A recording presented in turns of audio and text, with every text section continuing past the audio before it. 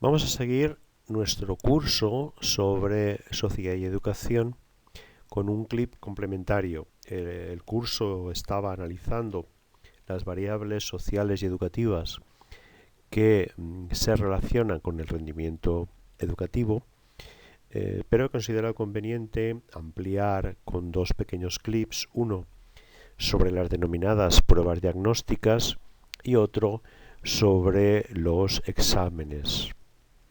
Antes de empezar, me gustaría introducir tres reflexiones. La primera es que ustedes encontrarán muchas veces en la prensa o en las redes sociales noticias sobre preguntas sumamente difíciles que aparecen en determinados exámenes. Aquí tienen un ejemplo. Pueden parar el vídeo e intentar resolver esta cuestión. Bien, daría para un buen estudio por qué aparecen estas preguntas imposibles, qué nos dice de los exámenes, de la lógica del examen, de la mecánica del examen, estas preguntas realmente imposibles. También daría para un buen ejercicio intentar recoger estas respuestas a veces sorprendentes de los niños en los exámenes. Aquí tiene un ejemplo extraído de esa cuenta de Twitter. Estas preguntas con muy poco sentido a veces, que incluso llegan a llenar libros, hay libros de disparates recogidos en los exámenes. Bueno, estos disparates nos dicen mucho sobre cómo funcionan los exámenes.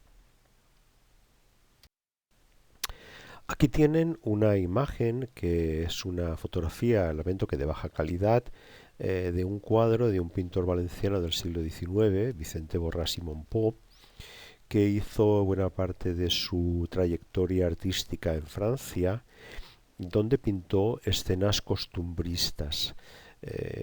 Este cuadro, que se titula en francés Examen en la escuela, costumbre valenciana o de Valencia, realmente los exámenes no son una costumbre valenciana, es una costumbre universal, pero nos presenta la escuela de un pueblo donde podemos ver al sacerdote en el centro de la mesa examinando niños. A su lado, a la izquierda, tiene al alcalde del pueblo con la vara de mando, y a la derecha el que parece ser el maestro de la escuela. Al fondo podrán ver también a una especie de conserje o bedel. Observen a los niños, casi todos tienen cara de apesadumbrados, de estar pasando un mal trago.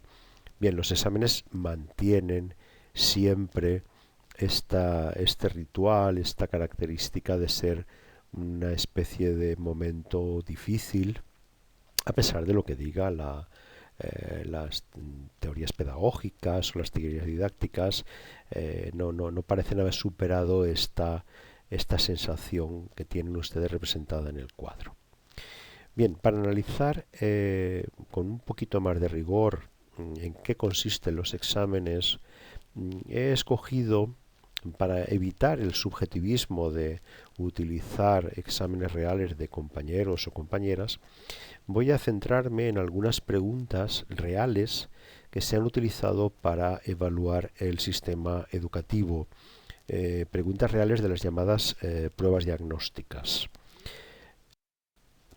En un primer grupo de preguntas he recogido preguntas de pruebas diagnósticas que fueron, por así decir, mayoritariamente falladas por los estudiantes.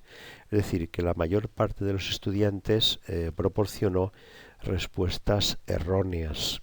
Y creo que conforme las vaya leyendo, les pido que vayan reflexionando sobre por qué los estudiantes dieron mayoritariamente respuestas erróneas.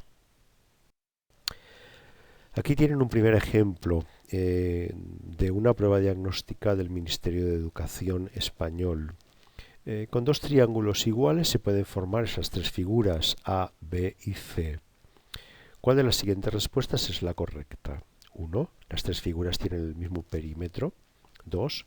Las figuras A y B tienen el mismo perímetro. 3. Las tres figuras tienen la misma área. O 4. Las figuras A y C tienen distinto perímetro.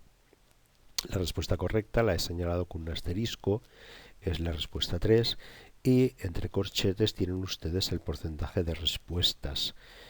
Como pueden ver, la mayor parte de estudiantes se inclinaron por la respuesta 4. ¿Y esto por qué es así? ¿Por qué la mayor parte de estudiantes falló en esta pregunta? Probablemente porque en el enunciado aparece, entre respuestas posibles, aparece el término perímetro, pero precisamente no en la respuesta correcta. Les recuerdo que perímetro es una palabra de origen griego que no es habitual en el lenguaje ordinario y que significa la medida alrededor, que bueno, se utiliza en el ámbito de la geometría, pero muy pocas personas, por ejemplo, saben que hablamos del número pi precisamente porque es la inicial de perímetro. El número pi es la relación entre el perímetro, es decir, la medida alrededor de la circunferencia, y el diámetro, es decir, la medida a través de la circunferencia.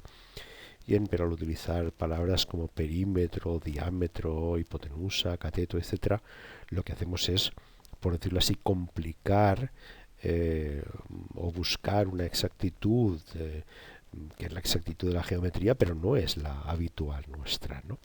Bien, pues bueno, piensen ustedes por qué la mayor parte de alumnos falla en esta cuestión.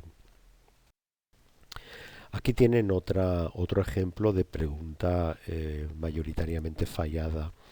El enunciado comienza, se presenta al niño un fragmento extraído del libro de la novela Industrias y andanzas de Alfangui del escritor Rafael Sánchez Ferlosio. En ese fragmento se describe la casa y los jardines que contempla Alfangui. Después de que el alumno ha leído el texto, debe responder a la pregunta. ¿La descripción del jardín es breve, fantástica, realista, imaginativa? Como pueden ver, la mayor parte de las respuestas fue que la descripción es imaginativa, naturalmente pertenece a la imaginación del novelista, de Rafael Sánchez Ferlosio. También un buen número de estudiantes contestó fantástica. Evidentemente pertenece a su fantasía, a su imaginación. Y otro tanto, un 10%, contestó que era breve. Naturalmente es un fragmento y por lo tanto es breve.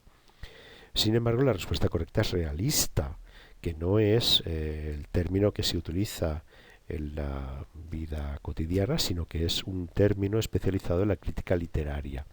Bien, en este caso está claro que lo que queremos es que el niño olvide otros adjetivos que serían propios de su vida cotidiana y utilice aquel que es propio de la crítica literaria, con lo cual estamos separando frente a lo que dicen muchas corrientes pedagógicas como el naturalismo, el pragmatismo, estamos separando realmente la escuela de la vida.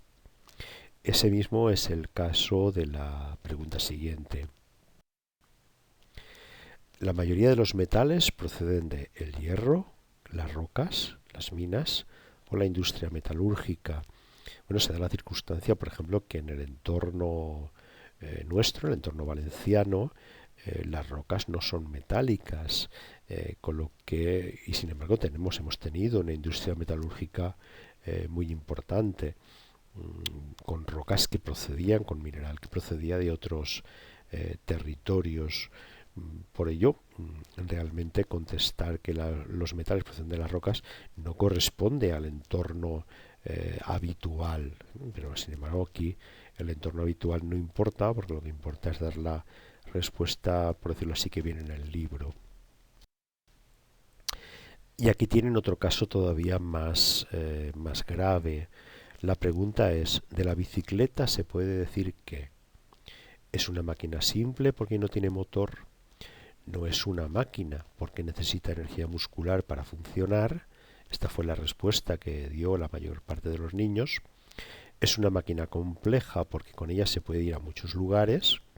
O es una máquina compleja porque está formada por muchos operadores combinados que permiten su funcionamiento. Naturalmente, Máquina simple, máquina compleja, operador combinado, no son nociones que la gente vaya utilizando en su vida cotidiana. Sin embargo, los niños en su vida cotidiana sí que utilizan bicicletas, juegan con ellas o las decoran. La escuela procede a sustituir esta experiencia básica por un repertorio de nociones que en realidad no son frecuentes ni, me atrevería a decir, útiles. Aquí tienen otro ejemplo también bastante claro. A los niños se les presenta el anuncio de un circo con toda la información precisa sobre el espectáculo que ofrece. Ustedes recuerdan que los carteles de circo son carteles muy llamativos, donde suelen haber payasos o trapecistas o animales exóticos como tigres, leones, elefantes. Bien, ahora desde hace muy poco tiempo muchos circos prescinden de los animales, pero este ejercicio se refiere a tiempos donde todavía no existía esta prohibición. Después de que el alumno ha visto y leído el texto, debe responder a la pregunta: ¿en qué otro lugar más apropiado podrías encontrar los mismos animales del anuncio? ¿En el zoo, en el circo, en la plaza de toros, en el lugar de procedencia, paréntesis, entorno natural?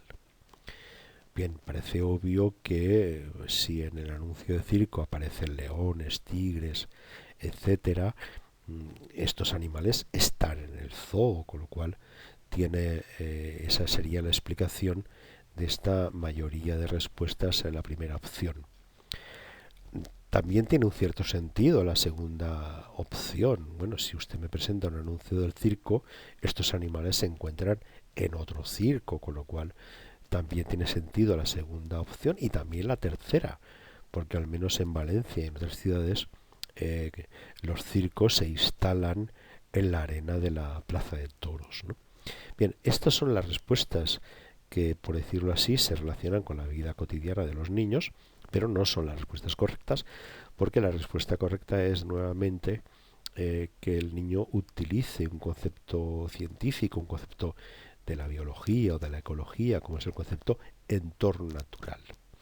Aunque realmente lo que formula la pregunta es dónde podrías encontrar estos animales, y los niños no van a visitar, será muy improbable que algún niño llegue a visitar el entorno natural de los animales que aparecen en el anuncio.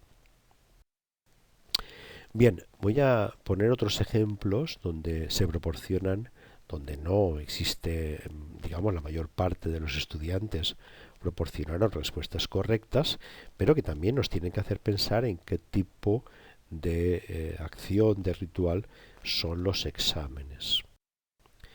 Aquí tienen una primera cuestión que fue planteada en una prueba diagnóstica en la Comunidad Valenciana en el año 2006. Una bolsa de patatas fritas pesa 100 gramos. ¿Cuántas bolsas puedes llenar con 1,5 kg de patatas fritas? Bueno, la respuesta esperada es que 1,5 kg de patatas fritas son 1.500 gramos, por lo tanto se podrían rellenar 15 bolsas de patatas fritas, pero realmente, si ustedes se fijan en el enunciado, esta no sería una respuesta correcta, porque el hecho de que la bolsa de patatas fritas pese 100 gramos, esa bolsa incluye dos elementos: la misma bolsa, su materia, y las patatas. Por lo tanto, si no tenemos el peso de la bolsa vacía, no podemos saber cuántas podríamos rellenar con 1,5 kg de patatas fritas. Aquí tienen otro ejemplo parecido de la misma prueba diagnóstica. El patio de Juan mide 100 metros de largo y 50 de ancho. Juan le ha dado 10 vueltas corriendo esta mañana. ¿Cuántos kilómetros ha recorrido? Bien, tampoco podemos contestar de una manera exacta, porque ignoramos la trayectoria que ha seguido Juan dando la vuelta al patio. Si tomáramos el perímetro del patio, pues evidentemente estaríamos cometiendo un error, porque el niño nunca puede recorrer el perímetro exacto del patio. Aquí tienen otro ejemplo. ¿Por qué una ballena no es un pez si vive en el mar? La respuesta que todos daríamos sería, la respuesta esperada por el examinador es porque es un mamífero. Sin embargo, adviertan cómo está formulada la pregunta. ¿Por qué una ballena no es un pez si vive en el mar? Que añade la cláusula final si vive en el mar. Hay peces que viven en el mar y peces que no viven en el mar. Por lo tanto, ¿por qué una ballena no es un pez si vive en el mar? Parece sugerir alguna relación entre ser un pez y vivir en el mar, que no se da. Hay peces que viven en el mar, peces que no viven en el mar. Hay seres vivos que viven en el mar que no son peces y otros que no tienen ninguna relación, ¿no? Bueno, en definitiva, ¿por qué un animal como una ballena se cataloga como pez o no se cataloga como pez? Eso es un acuerdo de la comunidad científica, que es la que establece las taxonomías científicas. Recuerden, por ejemplo, el caso de Plutón, que fue descubierto en 1930 y hasta el año 2006 fue un planeta. Y a partir del año 2006 dejó de ser un planeta. Es decir, es la comunidad científica la que establece las clasificaciones. No vienen dadas por la naturaleza. Eso sería un grave error conceptual. Sin embargo, es lo que nos está sugiriendo la pregunta. Aquí tienen otro ejemplo de una prueba diagnóstica también de la Comunidad Valenciana. En un avión que va de Valencia a Oviedo viajan 367 personas. En una escala en Madrid suben 246 personas. ¿Cuántas personas viajan en total? Sería razonable que el examinador hubiera preguntado qué suma 367 más 246. Pero al introducir este relato, que es muy habitual en los exámenes escolares, bueno, pues realmente más bien ensombrecemos la relación, obligamos a que el estudiante traduzca este enunciado que ahora comentaré en lo que realmente le están pidiendo, que es que haga una suma, ¿no? Fíjense ustedes en el enunciado. Por una parte no hay aeropuerto en Oviedo, con lo cual no hay ningún avión que vuele de Valencia a Oviedo. Nos dice que viajan 367 personas. Bueno, ¿está incluida la tripulación o solo son los viajeros? El avión hace una escala en Madrid. No hay escalas en los vuelos españoles. Los vuelos españoles no, a diferencia de los vuelos de otros países, por ejemplo Brasil, no hacen escalas. En esa escala supuesta suben 246 personas. Bueno, no baja nadie. Sería una mala compañía si no aprovechara, que volaran el avión con tantos sitios libres, ¿no? Y por último, si fuera un avión en el que volaran 613 personas, se supone que más la tripulación, naturalmente sería un avión muy grande. No tenemos aviones tan grandes en las compañías aéreas que operan en España, y que si fuera de esa dimensión tampoco podría despegar o aterrizar en aeropuertos pequeños como el de Valencia. Vamos a ver otro ejemplo. Este también resulta particularmente curioso. Javier y José Luis han comprado cada uno un remo de 3 metros. Ya empezamos con una situación realmente inhabitual. Dos amigos que han comprado cada uno un remo. Los ascensores de cada casa tienen las siguientes dimensiones. En casa de Javier, anchura 1,5 metros, profundidad 2 metros, altura 2 metros. En casa de José Luis, anchura 1,5 metros, profundidad 1,5 metros, altura 2,2 metros. Y se pregunta, ¿tendrá alguno de ellos que utilizar necesariamente otros medios distintos del ascensor para subir el remo a su casa? Bien, este naturalmente es un problema sumamente minoritario. Las personas que usan ascensores para subir a sus viviendas son una mínima parte de la humanidad. La mayor parte de la humanidad no dispone de ascensores en sus casas y naturalmente no se plantea el problema de subir remos de 3 metros en ascensores. Pero además los datos del ejercicio nos presentan unos ascensores absolutamente con unas dimensiones inapropiadas. No existen ascensores de esas dimensiones en las casas normales. Los ascensores tienen muchas veces dimensiones de 90 por 90 o 1 metro por 1 metro, no 1,5 metros de ancho, 2 metros de profundidad. Eso más bien parecen ascensores de hospitales. Pero bueno, vamos a seguir analizando el enunciado. En realidad lo que se está pidiendo es que calculemos en un paralelepípedo, calculemos la diagonal menor, la diagonal de la base, y después la diagonal mayor, la diagonal que se produce en el triángulo rectángulo entre la diagonal menor de la base y la altura. Bien, realmente también nos presenta el ejercicio a unos individuos que no se conducen pragmáticamente. La primera, lo que cualquier persona haría es simplemente comprobar si el remo cabe o no cabe en el ascensor. Y en caso de que no quisieran hacer esta comprobación, sino que midieran, tuvieran una cinta métrica y se pusieran a medir la caja del ascensor, pues lo más fácil sería medir en primer lugar la diagonal larga directamente y compararlo con la medida del remo, no medir alto, ancho y profundo, es decir, no hacer 6 mediciones y dos cálculos, cada uno de los cuales compromete 2 teoremas de Pitágoras. Simplemente mediríamos la distancia que queremos medir y así es como funcionamos en la vida cotidiana, pero como pueden ver, la vida cotidiana es una cosa y los exámenes son otra. Pero además, si ustedes se fijan, el problema resulta irresoluble porque lo que nos está pidiendo el ejercicio es ubiquemos el remo en la arista del paralelepípedo. Los remos suelen tener una pala o 2 palas, según sea un remo con una pala o con 2. Por lo tanto, si no tenemos la anchura de la pala, tampoco podremos saber exactamente si cabe o no cabe el remo en cuestión. Bien, he hecho estos ejemplos de exámenes reales y no de exámenes de un profesor cualquiera, de los exámenes con los que se evalúa luego el sistema educativo, para ver que en unos casos se contestan mal, por qué se contestan mal, y en otros casos que se contestan bien. Realmente uno tiene serias dudas sobre que los ejercicios estén bien planteados.